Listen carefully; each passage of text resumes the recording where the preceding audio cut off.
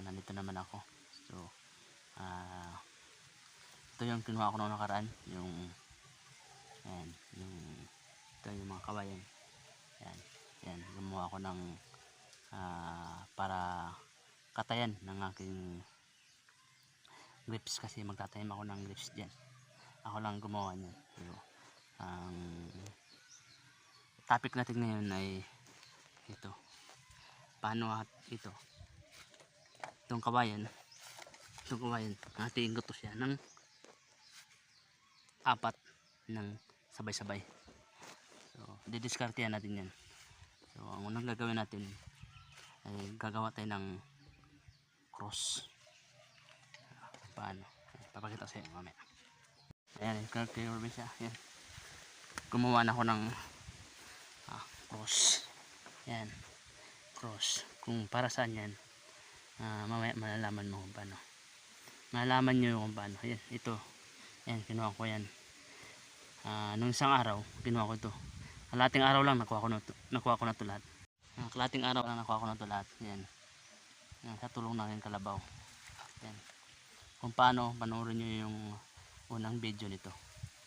Yung pamagat ay paano kumuha ng malalaking kawayan na ikaw lang mag-isa. Ayan, yung bahay ko ng ubas. Ayan, ito. Yan ang una natin gagawin, mga kipabensya. Ito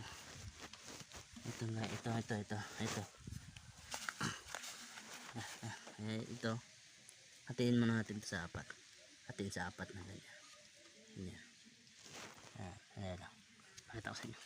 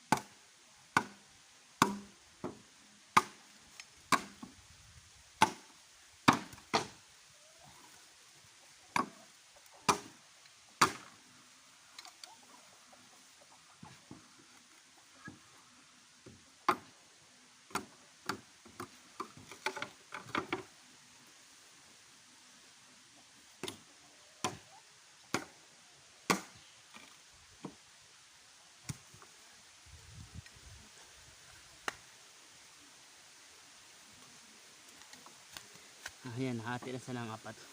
So ang gagawin natin dito, nakita mo yung cross na yan, yung hati sa apat, doon natin nilalagay.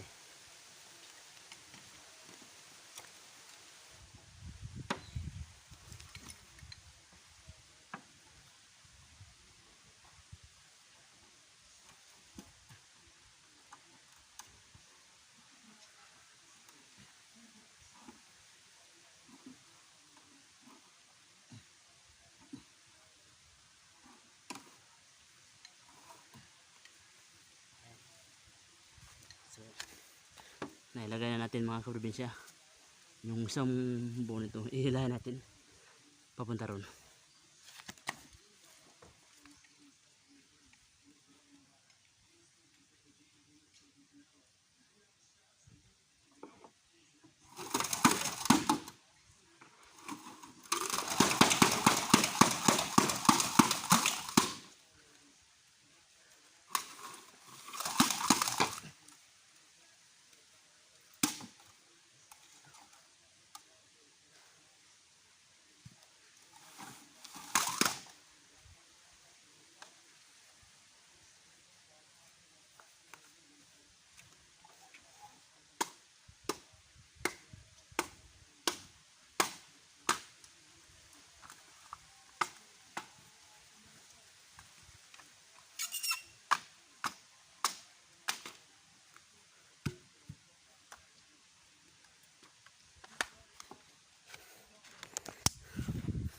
Di ba mga kaprobinsya, dali lang. Yan. Nahati mo na siya ng sapat, sabay-sabay. So ito lahat, gaganito ko siya. So naipakita ko na sa iyo paano. So lahat yan, hatiin ko sa ganito. Kasi pag papaluin natin yan, ang papaluin, abutan ka ng mga kalating oras bago mo siya mahati sapat. So ito, discarding malupit to. So mamaya papakita ko sa iyo. So isa pa, maghahati pa tayo ng isa.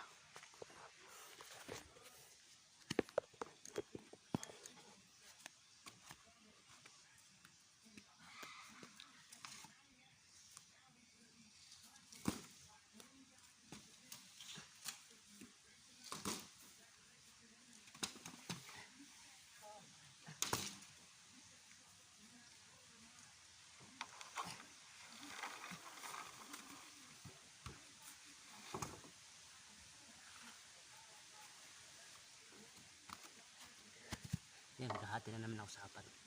Yung isang yung pinatong ko na yan, hatiin ko naman ulit sa apat. Mag-guide lang yung maghahati natin.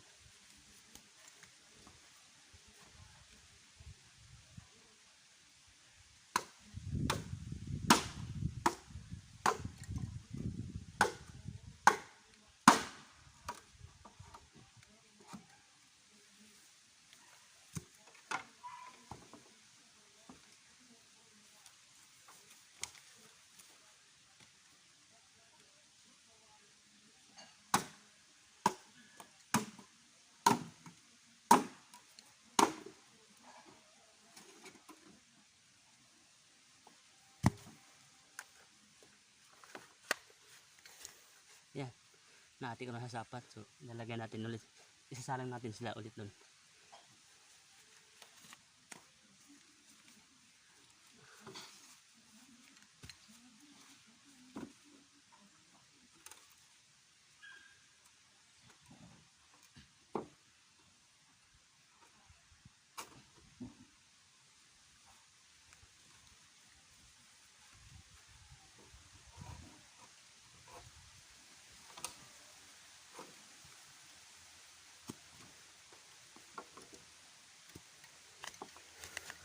Yan mga kaprobinsya, ito, discard ito malupit. Yan, hindi mo na kailangan magbayad ng maraming tao. Dalawa, okay na sa paghati nito. Kung kaya mo naman mag-isa, kagaya ko, mag-isa lang.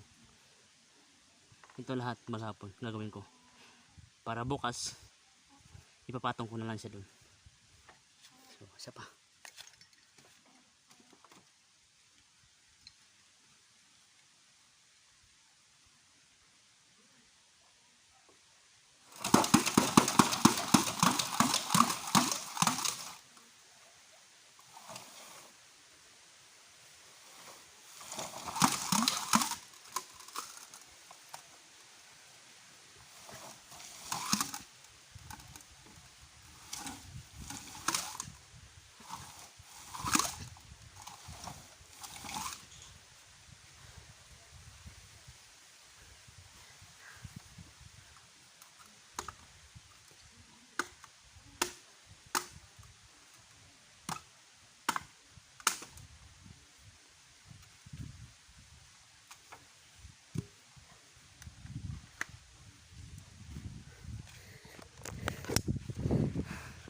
So, ayan mga kaprobinsya, nahati na natin sila ng ilang segundo lang, tapos na yung apat.